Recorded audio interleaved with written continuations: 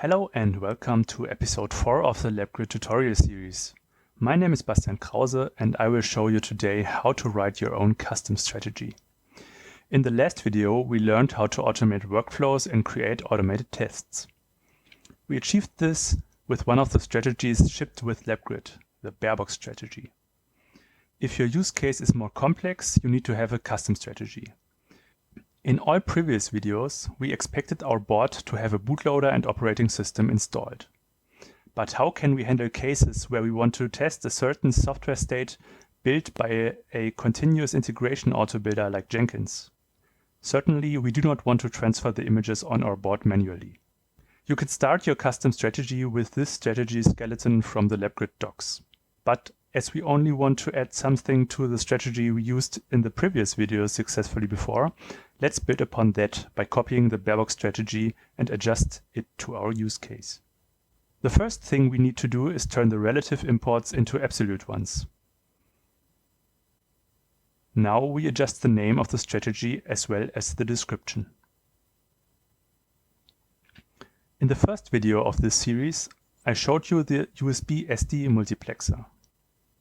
With this device, you can switch access to an SD card between client and host mode. You can also write to the SD card via micro USB cable, all without any physical interaction. Let's add the driver for the multiplexer to our binding map. This would be enough to switch the mode of the multiplexing device, but we also want to write the image to the SD card during the test. In order to achieve that, we add the USB storage driver to the binding map. Let's call it storage. That should be sufficient infrastructure-wise. Let's think about when the SD card needs to have the image ready in our transition method state machine. The off state works without the SD card, but the SD card should be prepared before the device is powered and the bootloader Barebox comes up. So we add the bootstrapping commands right after we transitioned into the off state here. For bootstrapping, we add a separate method, add a step decorator to it, so we can see when the board is bootstrapped in the step reporter output. Before we can use the SD multiplexer, we need to activate its driver here. Then we switch that multiplexer to host mode, so we can write to the SD card from our testing host. Then activate the driver for the USB storage, because now the SD card should be accessible from the host side. In order to reference an image, Labgrid supports a separate config section called images. To look up an image here, we need to know under which key we can look it up. Let's call that key SD_image and query it.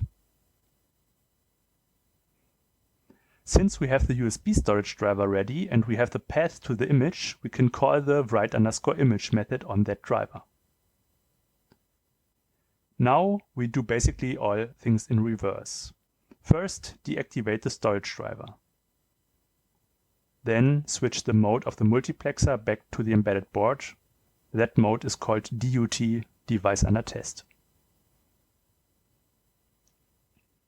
Our changes would now basically work. But maybe you can already see what's not ideal here. The bootstrapping process we set up is called on every boot. That's not required as long as we do not change something permanent in our tests or fixtures. So let's bootstrap our board only once per test suite run.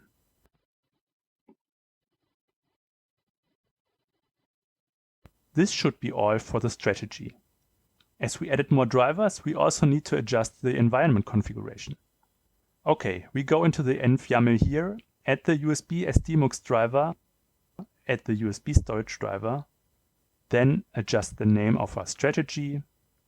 Labgrid needs to know where to get our strategy from, so we need to add that file to the import section.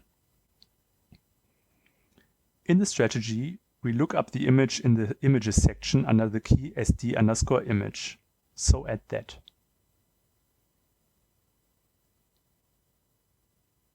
Now we run basically the same PyTest command as in the last video.